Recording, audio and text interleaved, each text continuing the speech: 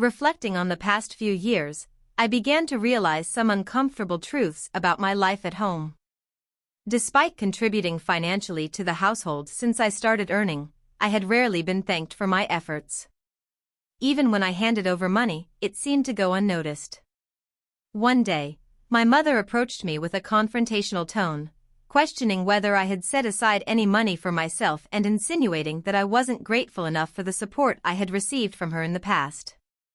She reminded me of my college education, funded by her, and suggested that my financial contributions were merely repayments of a debt.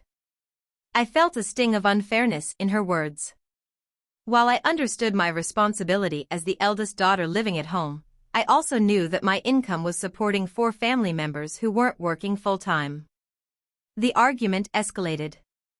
My mother mentioned her part-time work, implying that I didn't value her efforts. She even hinted that if I wasn't willing to contribute financially, I should consider moving out. Her words stayed with me, and I began to reassess my role within the family. For 3 years, I had faithfully provided financial support, believing it was my duty. But it was clear that this arrangement was taking a toll on me. I decided to leave.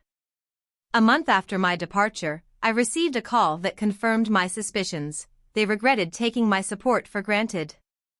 My name is Ivy, and I'm unmarried. I lived with my parents my entire life, and many assumed I depended on them because I never moved out. The truth, however, was far more complicated. Looking back, the dynamics in my family had been unequal from the start. I was 7 when my sister Isla was born. My parents were thrilled with her arrival and often encouraged me to look after her as the big sister. Though I loved her in my way, I couldn't ignore the favoritism that began to emerge. The disparity became evident in small but impactful ways. My gym bag, which I always kept on a specific hook, often went missing. When I asked my mom about it, she'd respond indifferently. After searching everywhere, I'd find it misplaced among other items. If I tried to explain, she'd scold me for creating a mess. It requires more attention than Isla, she'd say. This unequal treatment wasn't limited to misplaced items. When my father bought Isla a toy, I'd ask for one too. "I'll get you one next time," he'd say, but the promise rarely materialized. If I pressed the issue, his voice would grow louder, and Isla would cry. The pattern repeated itself until I stopped asking altogether. Over time, my relationship with my parents grew strained. My mother's scoldings were relentless, and my father's outbursts left me feeling invisible. Whenever I expressed frustration, my mom dismissed me. "Stop being jealous of Isla," she'd say, handing me chores instead. While she laughed with Isla in the background, I washed dishes alone. Even as I grew older, the disparity in attention and support persisted. Isla could request clothes from magazines and receive them without question. In contrast, I had to wait for special occasions to get anything I wanted. When I mustered the courage to ask for something, the response was always the same: be patient. Through these experiences, I learned to mask my feelings and fulfill my responsibilities silently. But as I stood on the threshold of adulthood, I realized that staying in this environment wasn't sustainable. Leaving home wasn't just about asserting independence, it was about reclaiming my sense of worth. Though I had no regrets about supporting my family for as long as I did, stepping away was the only way to redefine my future. It was time to put myself first. As my sister grew, the gap in how my parents treated us became increasingly evident. While I quietly took on chores like hanging laundry without complaint, I began to feel a deep unease at home. I constantly gauged my parents' moods, worried about how they perceived me. I never felt entirely at ease under their roof. Desperate for change, I once brought up the idea of moving out when I started college. "I'm thinking of living on my own," I said. "I can cover my rent and expenses by working part-time. Is that okay?" My parents seemed taken aback. "Living alone? That's dangerous," they replied, brushing off the idea. Though I was determined to find my space, I couldn't push back against their resistance at the time and abandoned the plan. Initially, I thought my parents' favoritism toward my sister was intentional. Over time, I began to interpret their actions differently, believing they truly cared for me but struggled to express it. This realization brought some comfort, and for a while, their behavior changed. My mother stopped burdening me with housework, and my father showed more concern for my well-being. However, when university life began, the shift proved fleeting. Each morning, my sister would casually ask, "What's for breakfast?" Even after staying up late studying, I was expected to prepare meals, complete my chores, and earn my tuition money. My daily responsibilities stretched beyond cooking. I handled nearly all household tasks, from cleaning to laundry. As graduation approached, I broached the subject again.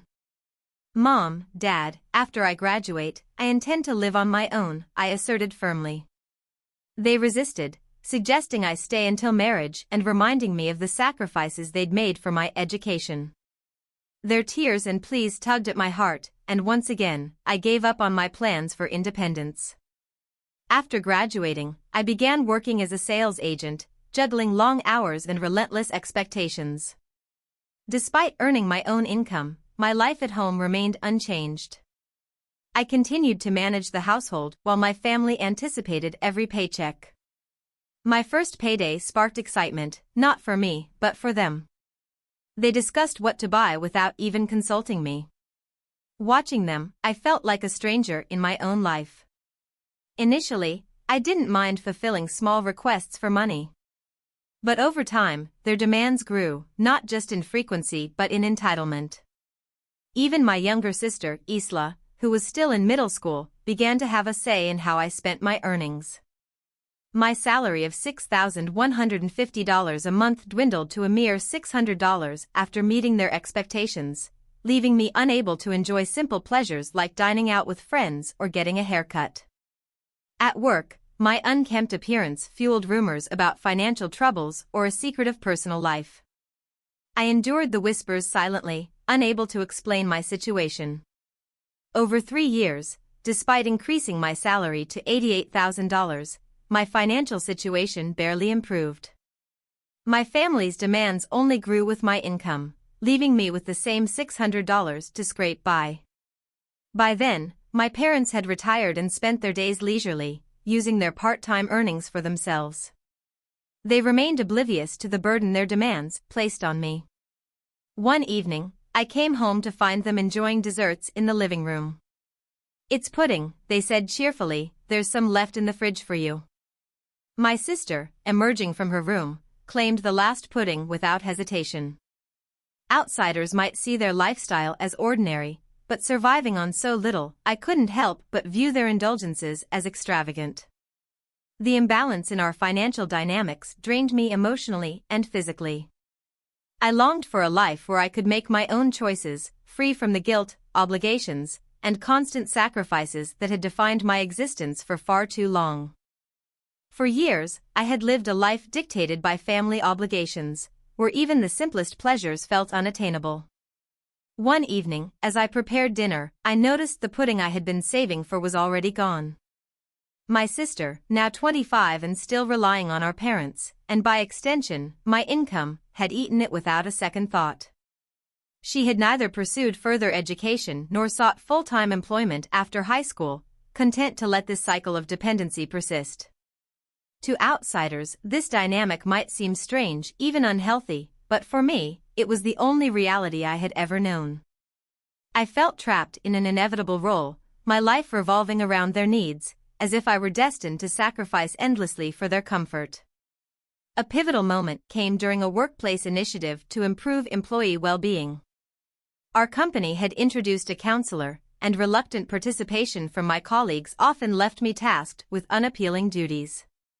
During one of the sessions, I found myself speaking about my family dynamics, something I hadn't planned to disclose. The counselor listened intently, their expression growing serious as I described my situation. "What you're describing might be financial domestic violence," they said gently, explaining how this form of abuse could involve psychological manipulation and financial control. Their words left me stunned.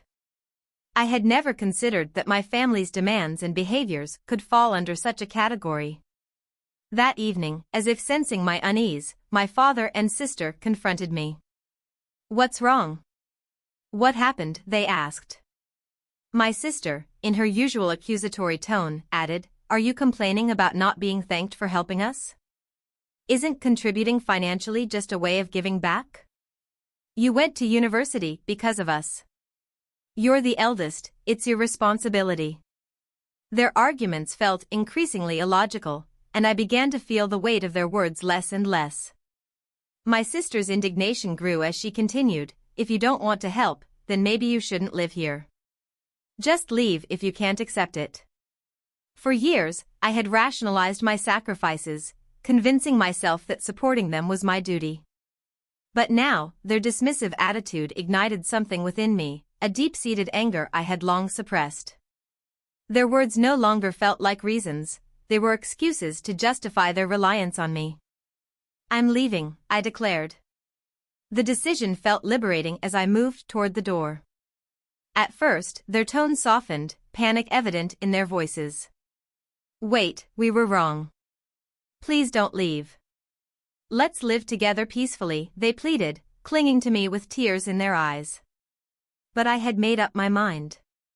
A month after moving out, I found myself adjusting to the unfamiliar rhythm of living alone.